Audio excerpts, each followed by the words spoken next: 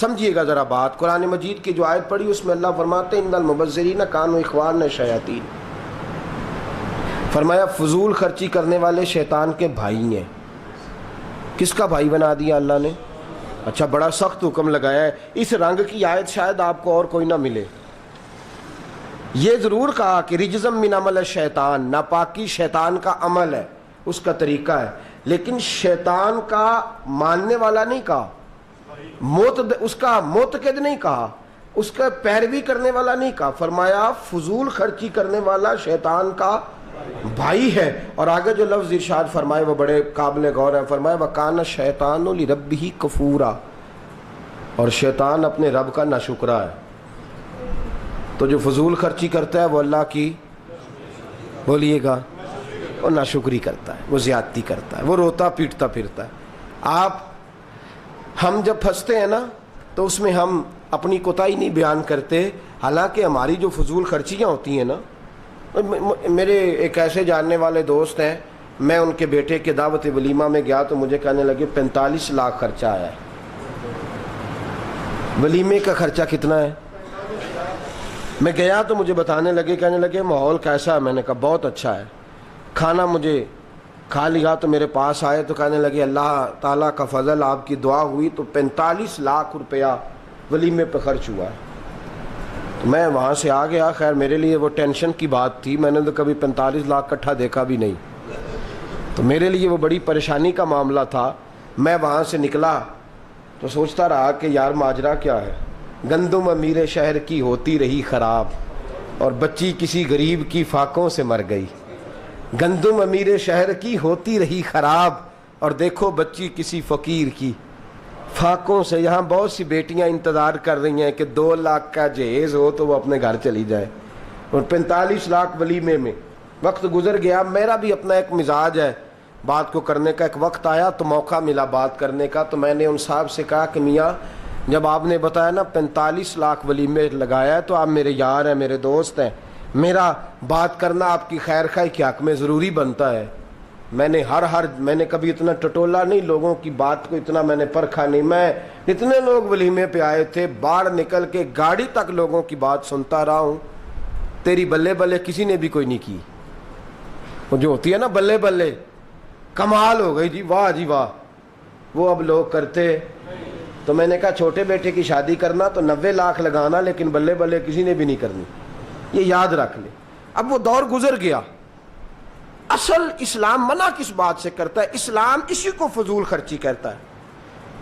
یہ جو فضول خرچی ہے نا، فضول خرچی اچھا کھانا کھانے کا نام فضول خرچی نہیں. تیرے پاس پیسے ہیں تو گھر میں اچھا کھانا کھا، کوئی حرج نہیں. لیکن میرے دوست یہ جو دکھاوے کے معاملات ہیں نا، یہ فضول خرچیاں ہیں. نبی پاک صلی اللہ تعالی علیہ وسلم نے فرمایا جو دنیا میں پیٹ بھر کے کھائے گا اونچے ڈکار لے گا. پیٹ بھر کے کھانے کے بعد آئس کریم کے بعد فروٹ چاٹ کے بعد چائے، تھوڑی دیر گزری تو کہا دودھ سوڈا ہو جائے تو کیا بات ہے. بس سارا دن سوائے کھانے کے، اور خدا نہ خواستہ میاں صاحب گھر میں ہو تو بیوی کہتی ہے یا اللہ اتوار کو بھی چلا ہی جائے تو بہتر ہے، مجھے تو تھکا دیا، سویر کی باورچی خانے میں ہوں. کھانے پہ کھانا ہر وقت، کھانے سے بات شروع کرنا، کھانے پہ بات ختم کرنا. میرے رسول پاک صلی اللہ علیہ وسلم نے بسیار خوری کو ناپسند کیے. بہانے ڈھونڈتے پھرنا، نشستن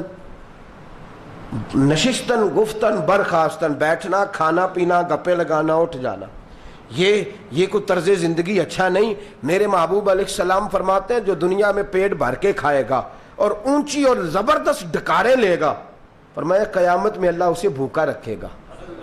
اللہ اسے صبح قیامت بھوکا رکھے گا. بڑے لوگوں کا مزاج آج وہاں روٹی، آج یہاں روٹی، آج فلانا. اور یار وہ سنا ہے فلاں کونے میں نیا ریسٹورنٹ بنا ہے، چکھ کے نہ ہے ذائقہ کیسا ہے. بلکہ کچھ ایسے بھی لوگ ہیں جن کو پتا ہوتا ہے روٹیاں کس کی اچھی ہیں، دال کس ہوٹل کی اچھی ہے، اور جناب پنڈ ہوٹل کون سا زبردست ہے، چھوٹے گوشت کی کڑھائی کون سی اچھی بناتا ہے، اور مرغی کی کڑھائی. یہی بیچارے کی کل زندگی ہے، اسی میں وہ جیتا ہے، اسی میں سوتا ہے، اسی کا خواب دیکھ کے اس کی آنکھیں کھل. اس سے زیادہ طرز زندگی کوئی نہیں. اور پھر کہتا ہے کہ میں نے کھانا کھایا تھا مغرب کے بعد، اب رات چونکہ بڑی پریشانی ہے کہ میں 4 گھنٹے بغیر کچھ کھائے گزار دوں تو چلو برگر والے کو فون کر لیتا ہوں. اور کچھ نہیں تو چھوٹا پیزا ہی, یہی زندگی ہے. اور پھر پیزے رج کے کھاتا ہے, برگر ٹکا کے کھاتا ہے, اور خدا نہ کرے تو سال کے بعد معدے کے ڈاکٹر کے پاس بھی پہنچ جاتا ہے. یہ مصیبت بھی پھر اپنے گلے ڈال لیتا ہے. میرے عزیز, میرے رسول پاک علیہ السلام نے منع فرمایا, فرمایا تو معتدل زندگی گزار, درمیانی غذا کھا. نبی پاک سادہ کھانا پسند فرماتے تھے. مجھے بتائیں کبھی کوئی سبزیاں کھا کے بھی ڈاکٹر کی دکان پہ گیا ہے؟ پھل کھا کے بھی؟ اب ڈشیں کس کا نام ہے؟ یہ ڈشیں کیا ہوتی ہیں؟ 5 ڈشیں کس کو کہتے ہیں؟ بولیں. نہیں میں بتاتا ہوں نا آپ کو, مجھے تو جانا رہتا ہے نا. ڈشیں 5, اب اس کا نام نہیں کہ یہ کدو ہے, یہ عربی ہے, یہ بینگن ہے, اس کا نام ڈشیں نہیں.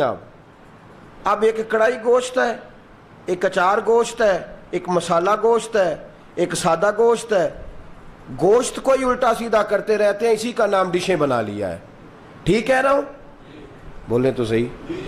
تسی کھایا جے بشک جا کے روٹی پر سچی گالتے کر لیندے ہو نا.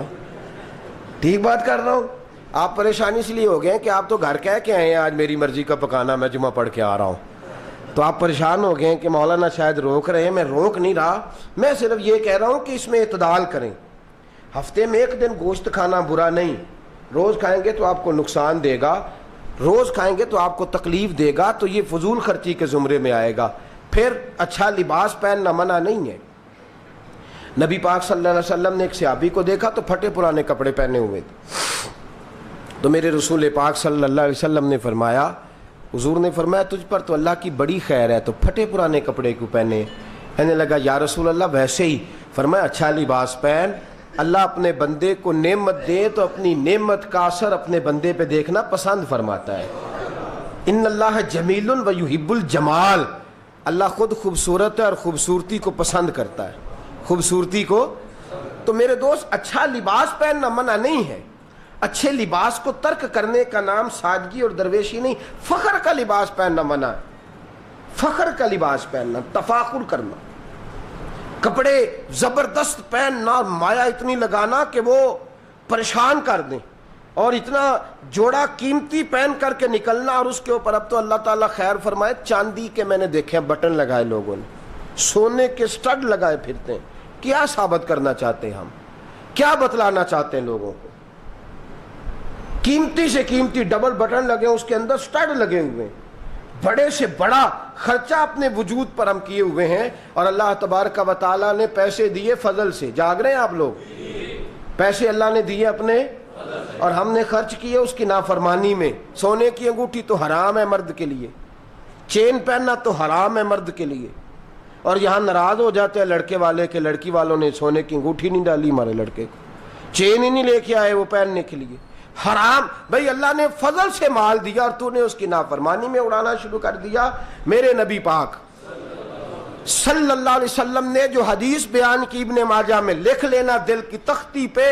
حضور فرماتے ہیں جس نے دنیا میں تکبر کا لباس پہنا, جس نے دنیا میں فخر کا لباس پہنا, جس نے لوگوں کو نیچا دکھانے کے لیے اعلیٰ کپڑے پہنے, فرمایا اللہ قیامت کے دن اسے ذلت اور رسوائی کا لباس پہنا دے گا.